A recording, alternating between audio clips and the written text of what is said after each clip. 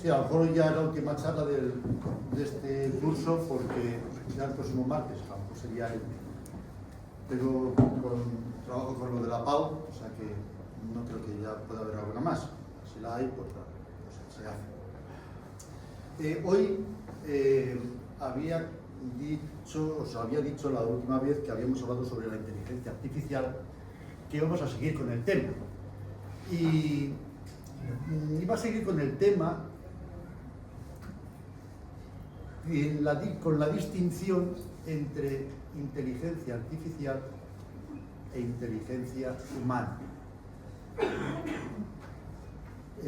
La cuestión está, el problema parte, como vimos el último día, de esa preocupación, o lo contrario, esa esperanza, depende, de si un día la inteligencia artificial podrá superar a la inteligencia humana, y si la supera, ¿qué consecuencias nos puede traer? Si positivas o negativas. Ahí está lo de la preocupación o lo de la esperanza. Bien. Creo que, sobre todo en la charla de hoy, lo que va a quedar más claro es, creo que es una cosa interesante, es qué es eso de la inteligencia humana. Porque a veces creo que tenemos más claro lo que es la inteligencia artificial que lo que es la inteligencia humana. Y a la hora de comparar una con otra, pues si no tenemos claro lo que es la inteligencia humana, difícilmente podemos hacer la comparación con la artificial. Aquí de lo que se trata es de hablar de la inteligencia artificial tal como hoy la conocemos.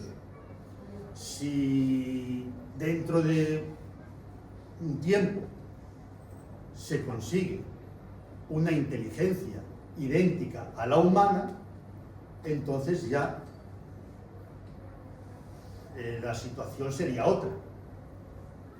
De todas maneras, mi idea es la siguiente: que una inteligencia artificial, si un día se consiguiera que fuera humana, ya no sería una inteligencia artificial, puesto que lo que tendríamos ante nosotros sería a un ser humano.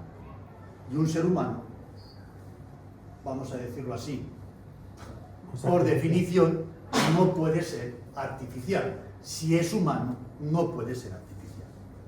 Aunque haya sido creado artificialmente, pero en el momento en que ya es humano, deja de ser artificial.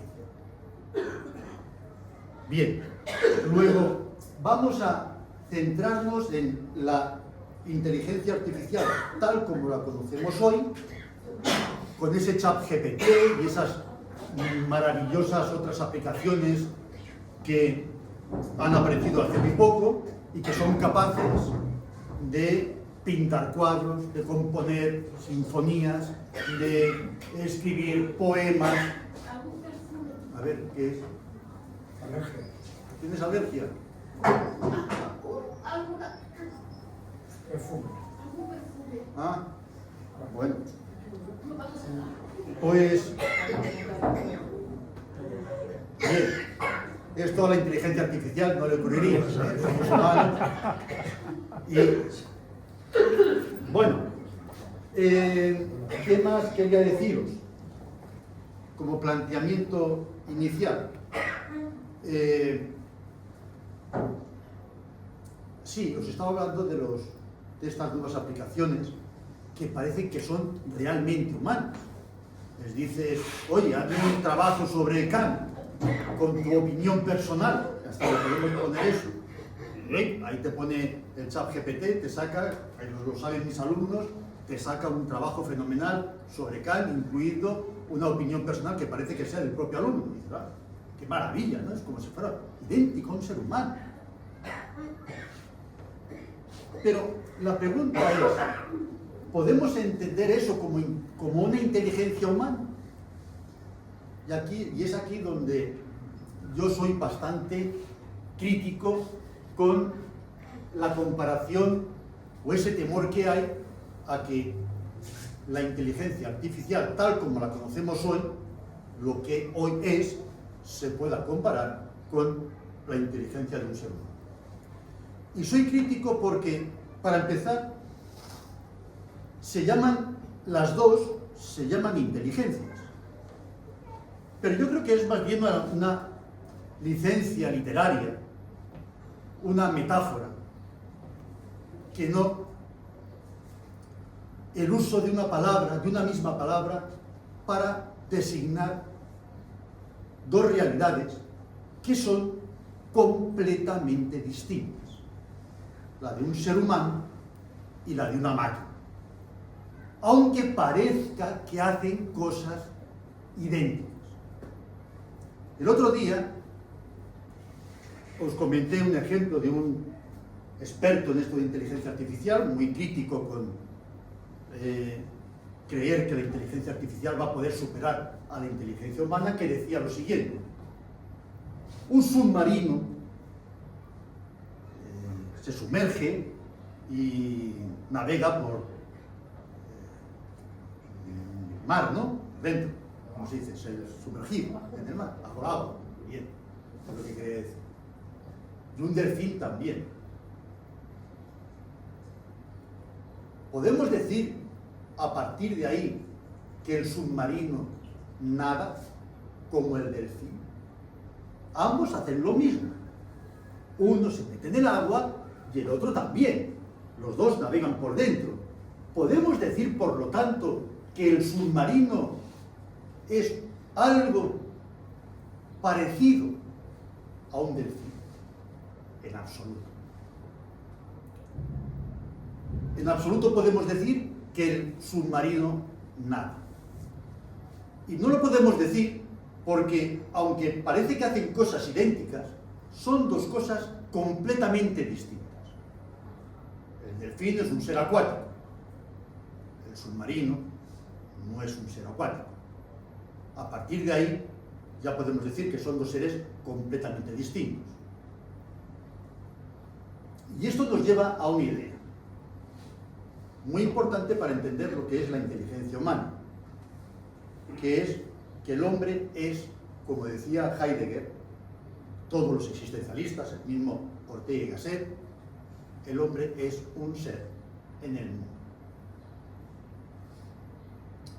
¿Qué quiere decir que el hombre es un ser en el mundo? Bueno, una máquina no. Una máquina no es un ser. Una máquina está en el mundo, pero no es un ser en el mundo. ¿Y cuál es la diferencia para los existencialistas? La diferencia está en que acordaos de la famosa frase de Ortega y Gasset: yo soy yo y mis circunstancias, y si no salvo mis circunstancias, no me salvo yo. Quiere decir que no se puede entender nuestro pensamiento, nuestro razonamiento, nuestra inteligencia, no se puede entender al margen del mundo en el que vivimos. Es en la interrelación de nosotros con el mundo, con nuestro mundo, con ese mundo en el que estamos, donde a partir de ahí surge lo que podemos decir nuestra inteligencia. Porque nuestra inteligencia nos ayuda justamente a poder resolver ese problema que es el problema de esa convivencia de nosotros con el mundo que nos rodea. Cuando me refiero al mundo que nos rodea, también me refiero a las personas que nos rodean. Es que, perdona, que lo que estás diciendo, la comparación que nos has puesto, efectivamente, sobre el submarino y sobre el delfín, pues explica claramente lo de la inteligencia artificial. Es el delfín hace lo que su inteligencia le dice, hace lo que está pensando, lo que él quiere hacer, pero el submarino no hace lo que el submarino dice, el submarino hace lo que la inteligencia del hombre le dice. Exacto, sí. O sea que el submarino sí, no tiene inteligencia. Que no tiene, exactamente, que el submarino no se ha planteado él a sí mismo, claro, cómo me las voy a desenvolver en un medio acuático, ¿no? Eso no. Por eso él no es un ser acuático, porque él no tiene nada que ver con el agua. Como le pasa a las máquinas, los ordenadores no están en el mundo. Para ellos el mundo no es un problema. Vamos a ver, y creo que esto es muy importante para entender lo que es la inteligencia humana. Bueno, la inteligencia humana o la inteligencia de un animal, que también es inteligente. La cuestión está en que si nosotros necesitamos de la inteligencia, es porque nuestra relación con el mundo es problemática. Vuelvo a los existencialistas. Yo soy un ser en el mundo, sí, pero un ser que ha caído en el mundo, que ha sido arrojado al mundo, que de golpe y porrazo digo, cuando nací, ostras, ¿qué hago yo aquí? Me encontré con el mundo y el mundo me exigió, desde ese mismo momento y hasta el día de hoy, hasta que me muera, me exige que esté continuamente resolviendo ese problema que el mundo supone para mí. Porque el mundo lo necesito, pero al mismo tiempo que lo necesito, sin embargo, para mí no deja de ser algo sorprendente, algo imprevisible, algo que está poniendo continuamente dificultades para poder vivir. Y eso es la inteligencia humana. La inteligencia humana es justamente eso. El tenernos que apañárnoslas para poder resolver el problema que todos tenemos como seres vivos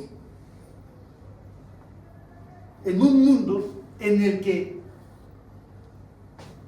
estamos, en un mundo que necesitamos para poder ser y que sin embargo al mismo tiempo nos resulta problemático, difícil, complicado.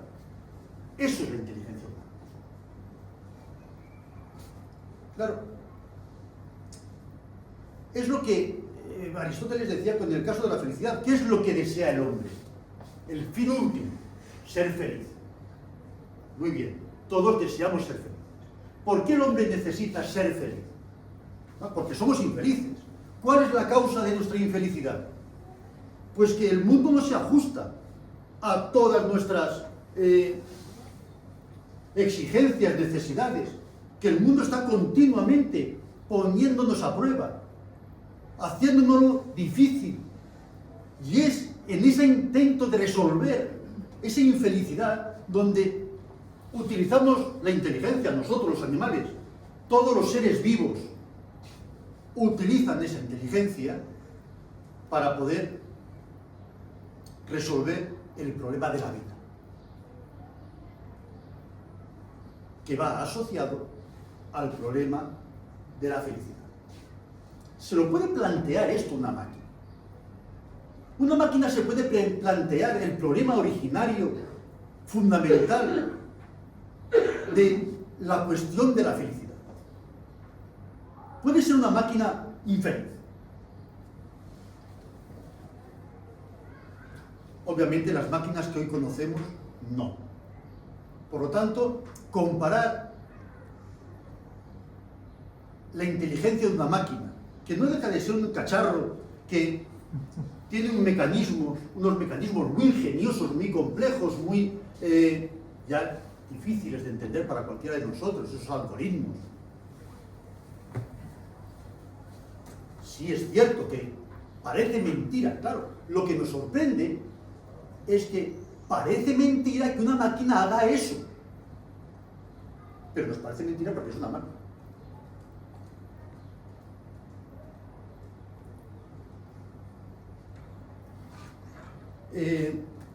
Justamente quisiera decir al respecto que en esa comparación entre la inteligencia artificial y la inteligencia humana, creo que también aquí Ortega y Gasset nos es de mucha ayuda. porque él distinguía la razón vital de la razón científica.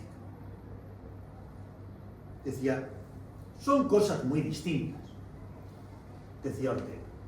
La razón científica, pues es una razón que se basa en fórmulas, en esquemas, en observaciones a través de aparatos, de instrumentos, y que sirve para estudiar cosas, para comprender cosas.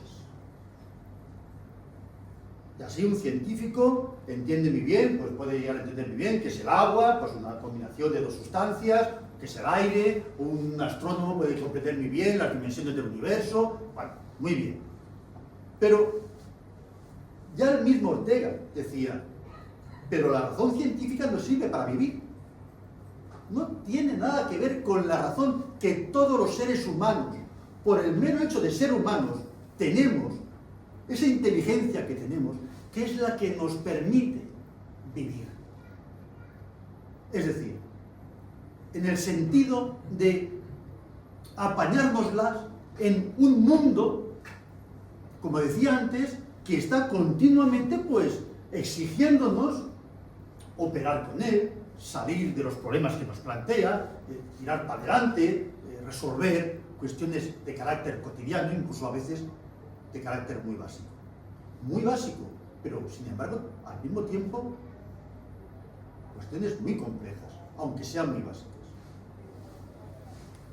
Y esto quiere decir lo siguiente, me parece que es importante. Actualmente estamos demasiado deslumbrados, y en los institutos yo creo que, sí, hay algo de esto. Estamos demasiado deslumbrados con las... ¿Cómo se llama esto? Las... tecnologías. No, esto de la inteligencia. Estas personas que tienen ChatGPT y todo eso. Los sobrecapacidades. altas capacidades. Las altas capacidades. Creo que estamos exagerando la importancia de las altas capacidades. Porque realmente, porque hay que atenderlos, evidentemente, las personas que son de altas capacidades, evidentemente que hay que atenderlas. Pero se nos olvida que lo más importante es lo que preguntan los padres cuando se van a entrevistar con los profesores de sus hijos.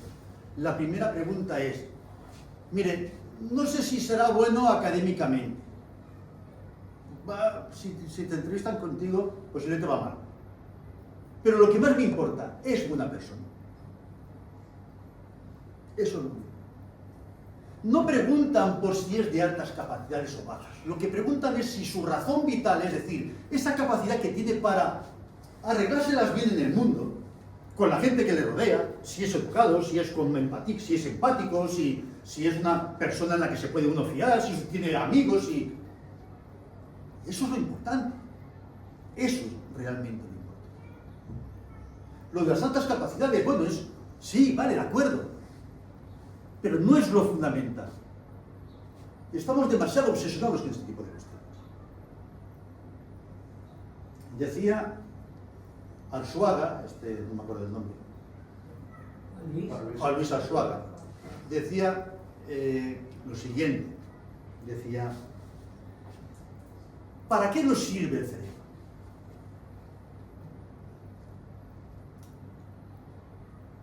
¿Qué es lo que nuestro cerebro procesa mayormente? Y que por eso se ha hecho tan voluminoso, tan complejo. ¿Para qué? Para procesar qué tipo de datos. Datos científicos, para saber lo que es un árbol, sus depredadores, cómo cazar. No, dice Arzuaga. Para eso no sirve. Él dice Arzuaga, por poner una cifra, no sé, dice, el 80% de nuestro cerebro está continuamente procesando datos de carácter social. Somos seres sociales. Somos los seres más sociales que hay en el planeta. ¿Y eso qué implica?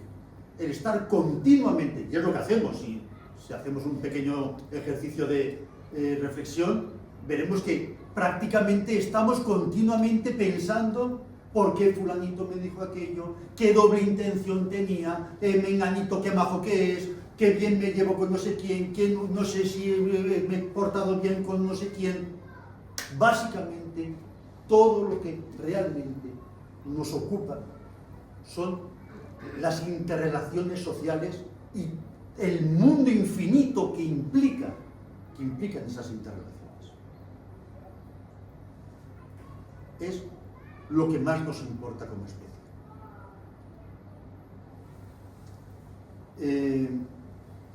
Y por eso dice Arzuaga, es ridículo pensar, dice, sería tan ridículo, esto es el ejemplo suyo, dice, sería tan ridículo pensar que nuestro cerebro sirve para hacer cálculos matemáticos, como pensar que la nariz sirvió porque la evolución quiso algo donde apoyar las gafas. Lo dice así. Y pone otro ejemplo, también muy divertido. O como si la evolución hubiese querido que tuviéramos estos dedos para tocar el piano. Dice, no tiene nada que ver. Los que piensan que nuestro cerebro tiene alguna objetivo, alguna finalidad, que es la de servir para ese tipo de conocimientos tan específicos, matemática, física, literatura, lo que sea. Dice, está completamente equivocado. Nuestro cerebro sirve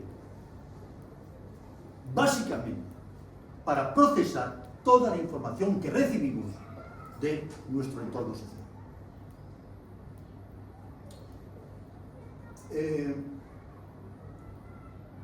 Bien. Voy a poner otro ejemplo que el otro día descubrí. Una ocurrencia. Hablaré de las ocurrencias. Una ocurrencia que me... Y empecé a entender alguna cosa que a mí me tiene un poco preocupado en esto de la educación. Y es lo siguiente.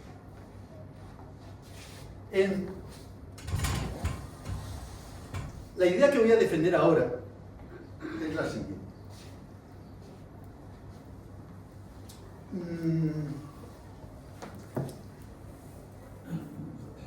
Creo que el auténtico peligro de la inteligencia artificial no es que nos supere y no lleguemos a ella porque trabaje en un escalón o en un nivel superior al nuestro.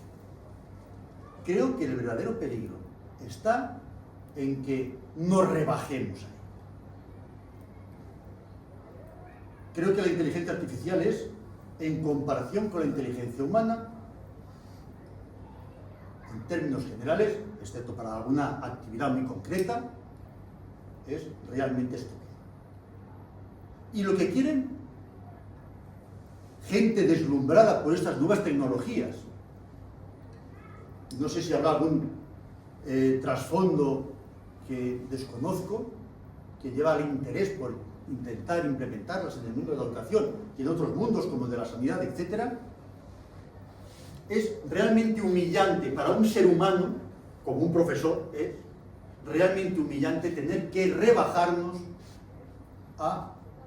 para que nuestra inteligencia humana, la de todos, la del sentido común, se rebaje a la inteligencia artificial. Os voy a poner el ejemplo.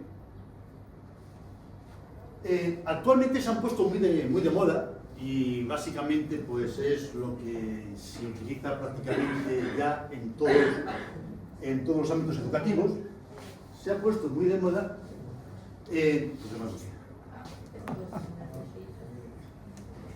lo que se llaman para evaluar, para calificar, para evaluar y calificar a alguien, lo que hace, un alumno, ¿no? Se utilizan las rúbricas. Es el gran invento, ¿no? La rúbrica pues, sirve para descomponer una actividad que uno tiene que evaluar y calificar se descompone, ahora os explicaré una cosa sencilla, y cada una de las partes en las que tú has descompuesto esa actividad, las vas calificando, y al final, ¡pum!, te sale el resultado. Bien, supongamos, esto es así, tal cual, supongamos, vamos a hacer algo que todos sabríamos evaluar y calificar. Vamos a evaluar y calificar a una persona por si sabe caminar o no. ¿Vale? Todos sabemos lo que es caminar, todos tenemos sentido común. ¿Vale? Vamos a calificar. Bueno, entonces te viene un señor y te dice, no, para ser objetivos, vamos a utilizar una máquina. Y te dice, bueno, hagamos una ruta. Le pondremos, vamos a empezar de poco a mucho, de nada a mucho. La persona que tú estás observando mueve los pies. Si no los mueve, le pones un 0. Vale. Si los mueve. Venga, entonces tú tienes así, ¿no? Tienes una parrilla, esto es la rúbrica, tienes una parrilla y te vas diciendo, bueno, el 0 lo supera. Vamos al siguiente paso. Esa persona que tú estás evaluando si sabe caminar o no, pone los pies uno adelante del otro. Y dice, sí, vale. El nivel 1 también lo ha superado, ya tiene un 1. Siguiente paso. Esa persona hace los pasos de una manera acompasada o va de forma rítmica. ¿No? De forma compasada, mira, ya tiene un 2, ya va superando, va subiendo de nota. Esa persona, pues yo qué sé, ¿hace los pasos muy largos o muy cortos? No, los hace más o menos de una distancia 80 centímetros. Pues 80 centímetros. Vale, pues ya tiene un 3. Esto es una ruta. A mí me vienen, bueno, así trabajamos actualmente los profesores. Un trabajo, una redacción. Sabe escribir, pone faltas de ortografía, coge el bolígrafo adecuadamente, lo que dice parece que lo entiende, es original lo que está diciendo. Lo que cualquier persona, con sentido común, de un simple golpe de vista, sin necesidad, claro, y además a cada cosa ponle una ponderación. Esto le vamos a poner un 20%, a esto le vamos a poner, claro, eso ya no lo puedes hacer tú, ya tiene que ser la máquina. Ahí está, ¿veis la máquina para lo que sirve? Si no fuera por la máquina, no lo podrías hacer. Bueno, imaginaos que esto lo hace el médico cuando el paciente entra por la puerta, que es lo que antes se llamaba, para quitar el ojo clínico, ¿no? Tan importante, el ojo clínico. Un médico ya veía a un paciente entrar por la puerta, con 2 o 3 preguntas ya se hacía una composición de voz. Y no tienen que estar ahí, y ves a los médicos ahora cuando entres en la puerta poniendo datos, porque la máquina, que es estúpida, es incapaz de entender nada. De un simple golpe de vista decir, lo comprendo, sé lo que estoy viendo, no me hace falta descomponer algo que... Pero no siempre cuando está escribiendo el médico es porque está haciendo eso, es porque es obligatorio estar escribiendo una historia clínica, no como antes, que tenías tiempo de hablar y tal, y luego ya escribías. No, ahora es obligatorio hacerlo. Y entonces no puedes ni mirar al paciente, pero no estás rellenando muchas veces. Bueno, más. Bien. Los profesores sí. Los profesores sí, lo estamos haciendo. Bien. ¿Y esto por qué se hace así? ¿Por qué es más objetivo? No. Porque la que va a calcular la nota es la máquina. Y la máquina necesita que los datos se los introduzcas de esta manera. Porque si no, la máquina no sirve para nada. Entonces, somos nosotros que de un simple golpe de vista dices, esta redacción es una buena redacción, solamente con leerla. Y no sabes qué es lo que tiene más peso, si la escritura. No, tú dices, has leído ya 1000 redacciones, 10.000 redacciones, ya sabes lo que es una buena redacción. Vale, que sí, no sé si será un 9,5, un 9,25 o un 9, pero sabes que es una redacción de sobresaliente, y esa es de notable. Bueno, la máquina es estúpida, y como es la máquina la que es ahora, la que tira de nosotros, la que exige de nosotros, por mor de una supuesta objetividad, porque las máquinas son más objetivas, dice, más objetivas. Tenemos que hacer esta... Claro, después viene, fijaos, y acabo con esto porque ya meterme demasiado en el mundo de la educación a lo mejor no está interesante para el tema que nos toca, pero para que veáis, porque después sí que le voy a dar una lectura filosófica. Después viene, claro, que sale un resultado y todo el mundo dice, no, no puede ser. Hay que cambiar los datos. ¿Cómo es posible que les haga un...? Entonces, arbitrariamente le decimos, para que salga el dato que sabemos que tiene que ser, porque ese alumno es de sobresaliente y no puede ser que le salga un bien. Le decimos, mira, ponle ahí, para que la estúpida máquina esta sepa sacar el resultado que todos sabemos que tiene que salir. Por lo menos si suspendes a un alumno le puede decir, es que no es mi culpa, es culpa de la máquina. No, por supuesto. Eso díselo al padre. Es eso que Quiero hablar con la máquina. Porque el padre, claro, si se lo dices, no, al padre o al alumno. Si tú le dices que le está usted diciendo que una máquina es la que pone el andamio. Imaginaos. Es que incluso los informes que reciben los padres, porque cuando nosotros le damos al botón, después de haber introducido todos los datos, cuando le damos al botón sale un informe de 20 páginas para que se lo lean los padres y el alumno y sepan realmente, en lugar de lo de siempre, usted, su hijo, ¿por qué no ha suspendido? Pues porque no ha estudiado, o porque no se organiza, o porque es un trasto en clase y no atiende, pues, y eso todo lo entendemos. Pero eso no se puede poner. Y eso es obligatorio hacerlo así ahora la evaluación. Sí, eso está así. Ya se hace así. Ya se hace así. Con todas las triquiñuelas que hacemos los profesores para... Pero es obligatorio hacerlo así. Para saber lo que realmente estáis viendo durante todo el curso. Bueno, esto es la inteligencia artificial. La inteligencia artificial, y esto me lleva a la reflexión que yo os quería, a la que yo os quería hacer llegar.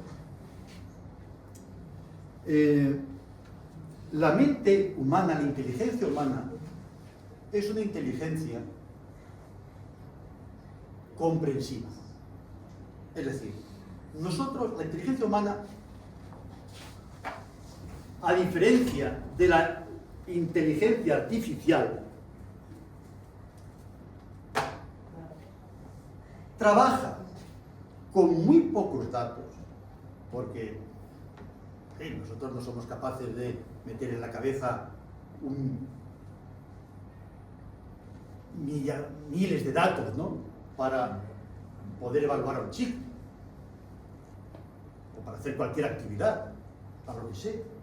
Nosotros con 4 datos bien seleccionados, porque nuestra inteligencia sabe seleccionar, porque nuestra inteligencia, la humana, dice, me voy a fijar, voy a atender exactamente a lo que yo considero que es pertinente, por sentido común.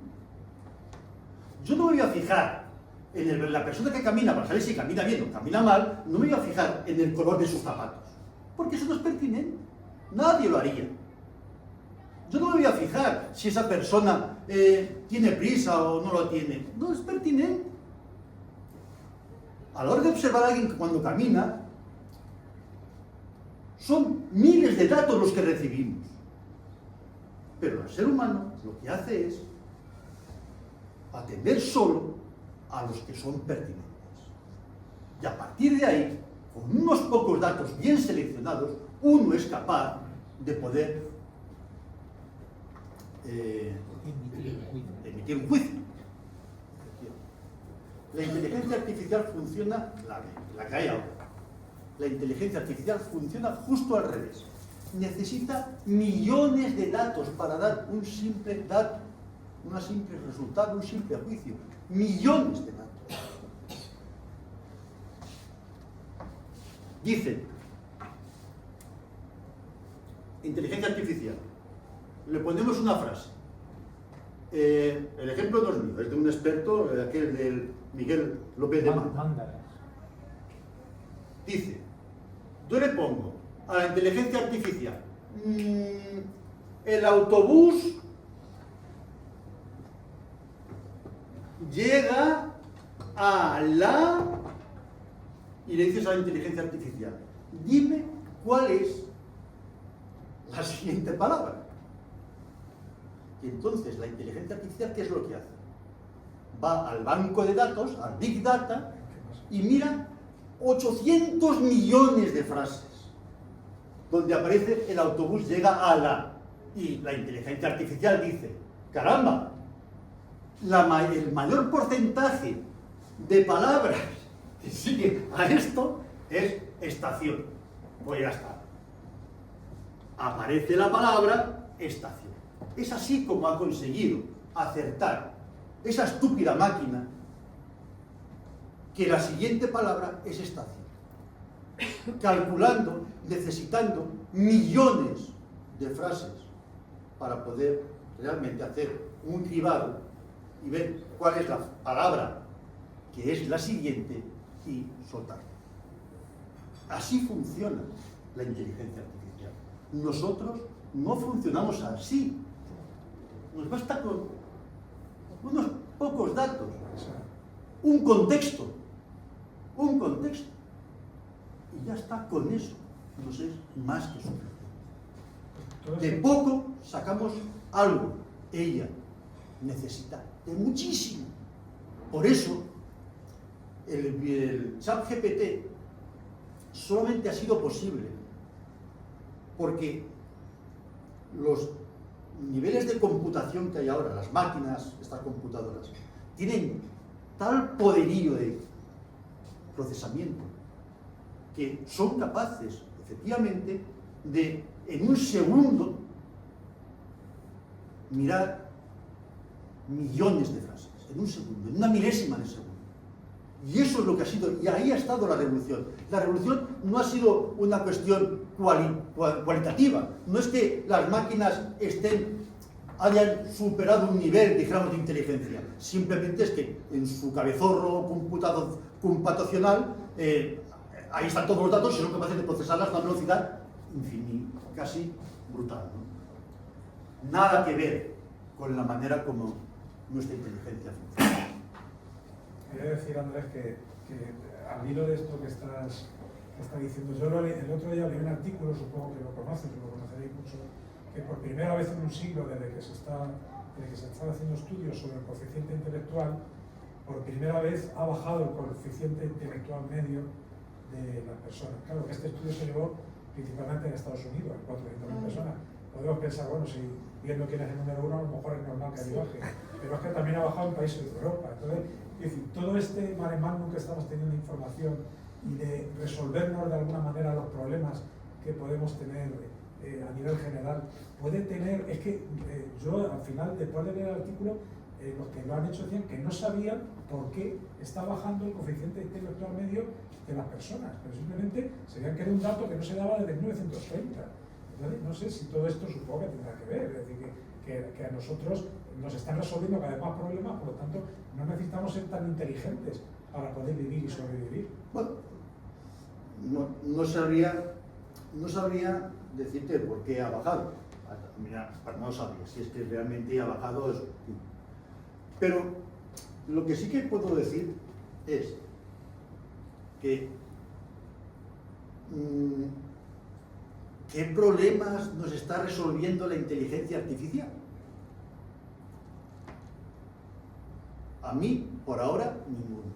Al menos ninguno de los que realmente me preocupan. Y esto me parece muy interesante a la hora de enfocarlo desde el punto de vista de la filosofía. He dicho antes que la inteligencia humana no es un cerebro que vaya en un cuerpo, siendo ese cuerpo una especie, dijéramos, de vehículo en el que el cerebro va. No es nuestra inteligencia no es nuestro cerebro, es nuestro organismo. No pensamos con nuestro cerebro, pensamos con todos nosotros. Somos como seres vivos. No podemos decir que somos un cerebro metido dentro de una especie de, hacer así, vehículo orgánico, pero que es el cerebro el que piensa. No, pensamos íntegramente como seres vivos. Como seres que están en el mundo y que tenemos, decía Miguel López de Mándara, yo creo que una idea muy filosófica, decía, para que una inteligencia artificial pensara como un ser humano, tendría que tener cuerpo. Fijaros, la única condición que ponían para conseguir que una inteligencia artificial se convirtiera en humana es que esa inteligencia estuviera integrada dentro de un organismo, dentro de un cuerpo. En el momento en que tuviera cuerpo, ya sería una inteligencia. Luego es el cuerpo realmente el que en nosotros piensa. Es el cuerpo el que es inteligente, no el cerebro, el cuerpo es el que es inteligente. Y esto me lleva a otra cuestión, que es la cuestión de la filosofía, ¿no? Podríamos decir que, y me estoy refiriendo a la filosofía, no a los grandes filósofos. Diríamos que todos somos filósofos, porque todos nos planteamos preguntas existenciales muy importantes para nosotros, para nuestra vida. Por ejemplo, ¿tiene el mundo sentido? Esto se lo puede ¿Este problema me lo va a resolver una inteligencia artificial, una máquina? ¿Hay algo que sea trascendente a nosotros y que le dé sentido al mundo? El problema de Dios, ¿no? ¿Eso me lo va a resolver una máquina? ¿Qué es lo que está bien o mal? ¿Qué es lo que es justo? ¿Eso me lo va a resolver una máquina? En absoluto. Yo le puedo poner qué es el bien y la inteligencia artificial te empezará a soltar ahí pues todo lo que hay en las redes sociales, ¿no? Y en los libros y tal. Hace un refrito y te dice, pues mira, pues si no te gusta este tal, te hago otro, ¿no? Pero ella no se plantea preguntas. Y yo creo que este tipo de preguntas son las que distinguen a una inteligencia humana de una inteligencia artificial. Creo que lo que nos hace realmente humanos es el planteamiento de esta pregunta, no la respuesta, sino la necesidad de plantearnos estas preguntas. Es lo que nos hace realmente humanos y es lo que realmente determina que ahí hay una inteligencia humana. La posibilidad de replantearnos nuestra existencia y el mundo en el que vivimos. Y eso es otra cosa que también me parece muy interesante desde el punto de vista filosófico. Porque cada filósofo ha más o menos definido qué es lo que se entiende por inteligencia, ¿no? ¿Qué es una vida inteligente? Y ninguno ha dicho, una vida inteligente es hacer muy bien cálculos de matemáticas. Ninguno. Lo han tenido en cuenta, pero no han considerado que eso sea el máximo, dijéramos, anhelo de una inteligencia humana, el hacer cálculos correctos en matemáticas. Pero sí que han dicho, por ejemplo, pues yo qué sé, Descartes. Oye, voy a dudar de todo, la duda metódica, ¿no? No voy a dar por cierto nada que yo mismo haya analizado desde mi propio sentido común, desde mi propio raciocinio. Eso lo puede hacer una máquina, una inteligencia artificial, es capaz de dudar de sí misma y de lo que ella sabe, de replanteárselo. Es imposible. Pero es imposible no es porque no sepa calcular, porque para dudar hay que estar vivo. Para dudar hay que estar vivo. Porque es la propia vida la que nos lleva a la duda, al pensamiento crítico, al imaginar mundos alternativos, posibles, mejores. Es la propia vida. Y si no hay vida, no hay posibilidad de este tipo de cuestiones. Decía Platón, por decir otro, ¿no? ¿Qué es la inteligencia? Bueno, o Aristóteles, dice cosas parecidas. Decía, la inteligencia es el control de uno mismo. La acción moderada en esta vida. El no ser arrebatado por las pasiones. Eso es el mayor grado de inteligencia que se supone Aristóteles que es a lo que puede llegar un ser humano. No está hablando de matemáticas. Esto se lo puede... Si a una máquina le dices que la sabiduría en esta vida consiste en el justo medio, en la moderación y en el control de las emociones y las pasiones. Si alguien lo ha escrito antes en las redes, entonces la inteligencia sí te lo dice. Pero si Claro, no está escrito en a las eso me redes, refiero. no puede, porque no puede A eso me pensar por refiero. sí solo. A eso me refiero. No. Claro. Tiene que estar Es primero. como un loro. Un loro, sí, repite las palabras que oye, pero el loro no sabe hablar.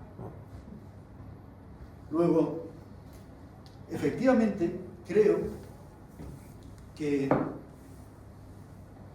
todas estas ideas nos deben servir para, cuando oímos hablar de inteligencia artificial, para decir, vamos a ver, que eso de la inteligencia artificial es una buena herramienta, que funciona para ciertas cosas muy bien, pero, bueno, todavía creo que el ser humano puede estar orgulloso, si queréis decirlo así, de que nuestra inteligencia todavía sigue siendo algo bastante, infinitamente más potente. Pero, no, es que me estoy equivocando. No es que sea más potente que la inteligencia artificial, es que es otra cosa. Claro, no se puede Es que es otra cosa. comparar. Nosotros nos preguntamos por el sentido de nuestra existencia y dudamos del mundo y buscamos la moderación, porque la inteligencia, como decía también otro filósofo, no es tanto una cuestión de conocimiento, es una cuestión, la inteligencia es una cuestión de actitud ante la vida. Actitud. En la inteligencia hay intención, en la inteligencia hay anhelo, deseo. Eso es la inteligencia. No es pura potencia combinatoria, computacional, no es puro cálculo. Y ya para acabar, yo voy a dejar, es un detalle que me guardo para mí. En su momento yo no lo estudié, no tenía ni idea de, claro, es que esto lo escribí hace 30 años, más, 35. Cuando yo hice mi tesis doctoral sobre Kant, lo hice sobre una obra que es la crítica del juicio estético, es decir, una obra en la cual Kant reflexiona en qué consisten los juicios de belleza, que esto es bello, esto es feo y demás, ¿no? Y en qué consiste el arte en general. Y ahí Kant se dio cuenta de una cosa, y yo no sabía que me podía servir ahora para hablar en contra de la inteligencia artificial. Decía lo siguiente. Curiosamente decía, los juicios que tratan sobre la belleza no tienen nada que ver con los juicios científicos, que es su gran obra, ¿no? La crítica de la razón pura. como son posibles los juicios científicos.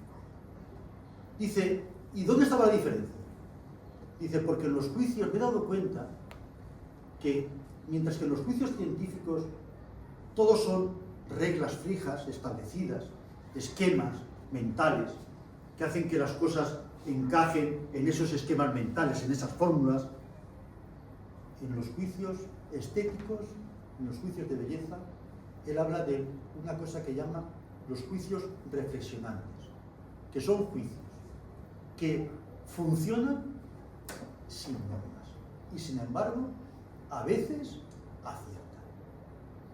Cuando un artista, un poeta, un pintor, lo que sea, cuando él crea su obra, la está creando y si es una obra original, no se está sujetando a ninguna norma. Al contrario, se está como intentando desprenderse de toda norma que impida que su obra sea original, que sea una auténtica creación. Y alguien puede decir, ostras, ¿y cómo es posible que, sin embargo, algo que surge de la ausencia de normas, sin embargo, lo que aparece no sea arbitrario, sino que acabe acertando, donde todo el mundo diga, me cachis en la mar, qué hallazgo más brillante, más fecundo hizo esta persona. Sin atenerse a ninguna norma, ninguna regla, supo dar en el clavo. Eso es la máxima, yo ahora lo digo, creo que es la máxima definición de lo que es la auténtica inteligencia humana. Todos somos capaces de tener ocurrencias. Y una ocurrencia brillante, sugerente, atractiva, fecunda, es algo que no sale de un algoritmo. Hay un sentimiento. Hay algo, sí, la vida.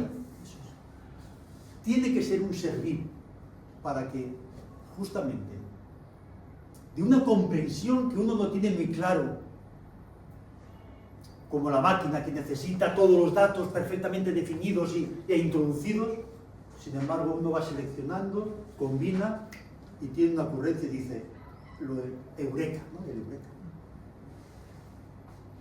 ¿Son las máquinas artificiales hoy capaces de un eureka? Yo creo que estoy convencido de que.